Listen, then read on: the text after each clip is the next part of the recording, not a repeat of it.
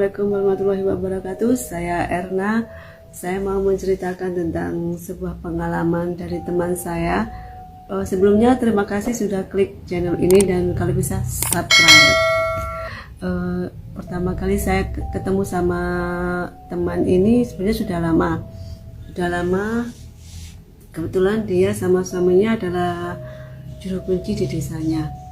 Desa yang jauh di pegunungan, daerah pegunungan, dan jalannya itu jelek, pokoknya jelek sekali jalannya. Di desa itu dia memegang juru kunci di sebuah air terjun itu di bawahnya ada kayak ceruk dalam gitu. Di situ ada bersemayam seorang nyai yang tidak saya sebut namanya di sini.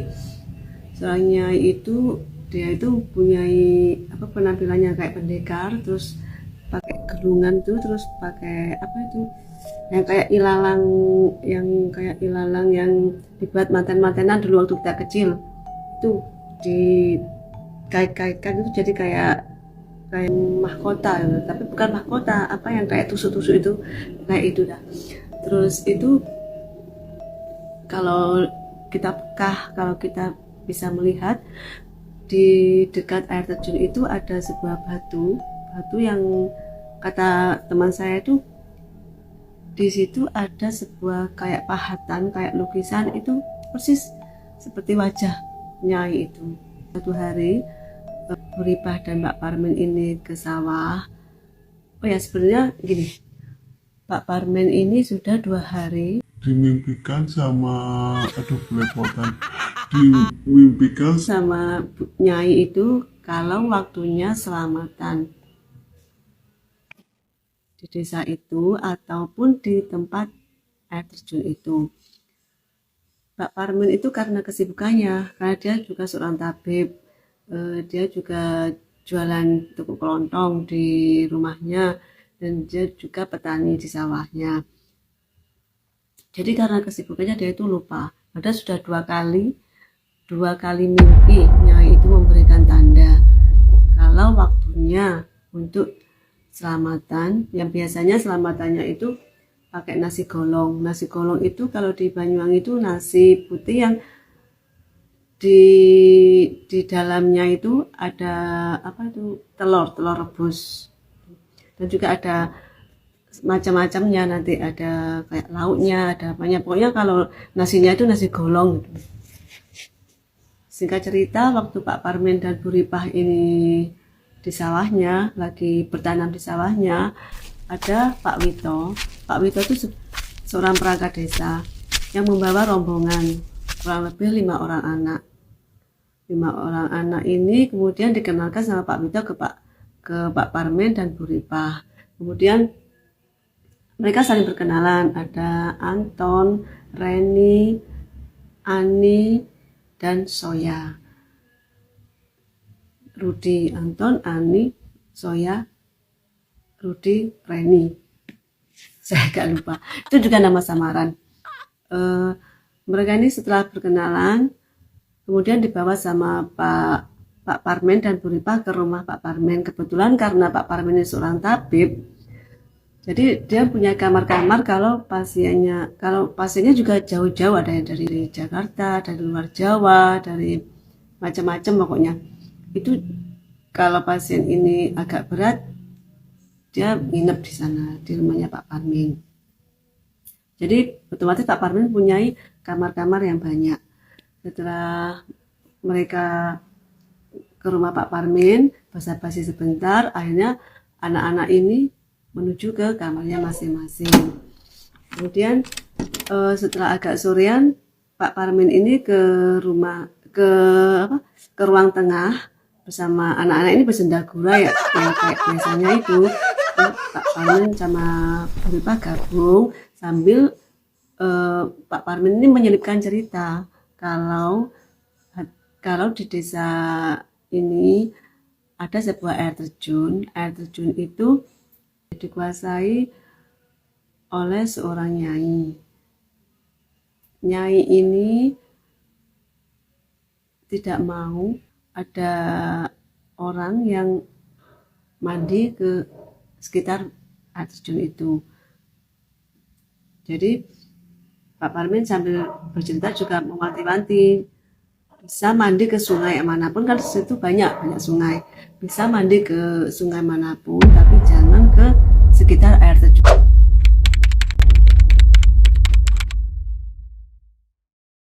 itu. Kemudian mereka manggut-manggut paham ya. Sehari 2 hari nggak ada kejadian apa-apa.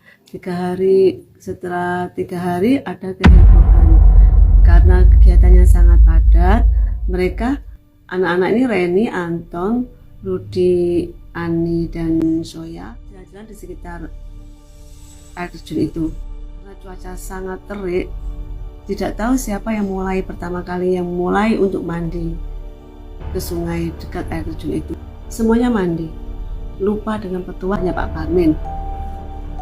Mereka mandi bersendagura. Setelah agak lama, mereka itu mandi nyemplung sama bajunya itu ke sana.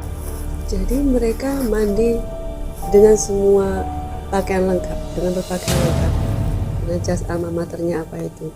Mereka mandi bersendagura sampai menjelang sore. Kemudian mereka setelah puas mandi, mereka naik ke atas, terus dengan pakaian basah kuyup mereka naik ke atas ke rumah Pak Parmin. Di jalan tanpa mereka sadari kalau Soya nggak ada. Kemudian yang ingat itu Reni langsung bilang, teman-teman, kayaknya Soya nggak ada deh, apa saya masih di bawah ya, ayo kita ke sana lagi. Kemudian mereka kembali ke bawah. Setelah itu setelah di bawah dilihat tidak ada apa-apa, sungai tenang seperti biasanya, hening. Mereka pun mencari-cari, bahkan Reni sama Ani berteriak-teriak, Soya, ayo kita pulang, Soya, ayo kita pulang. Rudi maupun Anton juga mencari-cari sampai mereka mencari ke aliran air dan juga mencari ke semak-semak, nggak ada juga jejak sepatu ataupun jejak baju. Akhirnya karena hari menjelang sudah mau maghrib, akhirnya mereka naik ke atas. Setelah itu mereka pun menceritakan apa yang terjadi dengan rasa penyesalan ke Pak Parmin dan Bu Ripah. Reni pun bercerita sambil menunduk. Maafkan kami Bu Ripah dan Pak Parmin, kami salah, kami sudah melanggar aturan, tapi semua sudah terjadi. Ayo kita sekarang gimana ini tanggung jawab kami sama keluarganya Soya. Udah jangan panik dulu, kata Pak Parmin, ayo kita cari lagi. Sebenarnya saya juga baru ingat, kata Pak Parmin, kalau sudah 2 kali dimimpikan, sudah 2 kali didatangi sama Nyai kalau saya disuruh selamatan nasi golong. Oh iya Pak, lupa kita ya Pak kalau kita belum mengadakan selamatan di sungai itu. Gimana Pak kalau saya harus menyiapkan semuanya, tapi kalau menyiapkan semuanya juga bahan-bahannya belum ada, adanya besok pagi. Kemudian Pak Parmin pun inisiatif kalau dia melaporkan dulu ke Pak Wito, kemudian dia turun ke bawah sendiri. Setelah hari menjelang malam, Pak Parmin pun nihil, nggak ada apa-apa. Akhirnya keesokan paginya mereka menyiapkan semua bahan untuk selamatan dan juga menghubungi keluarga Soya. Menjelang sore mereka ke bawah menata semua yang ada, disaksikan sama semua penduduk desa dan juga perangkat desa. Ritual diadakan habis maghrib. Ritual itu pun selesai setelah hampir tengah malam. Setelah selesai semua tengah malam, kalian tahu apa yang terjadi? Di ceruk itu tiba-tiba, di sungai itu, di bawahnya air itu tiba-tiba ada yang mengapung sebuah benda.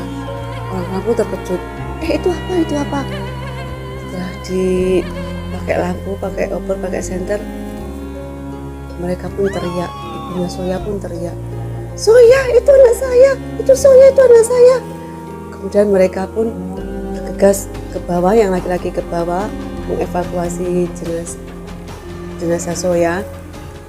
Setelah dibawa ke pinggir, tangisan pun semuanya pecah.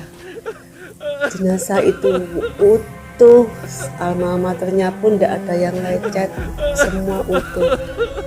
Cuman rambutnya yang berubah, rambut Soya itu berubah, digelung, dikasihkan dihias sama ilalang-ilalang yang persis seperti Nyai itu, dan juga dirias persis kayak manten, cantik sekali.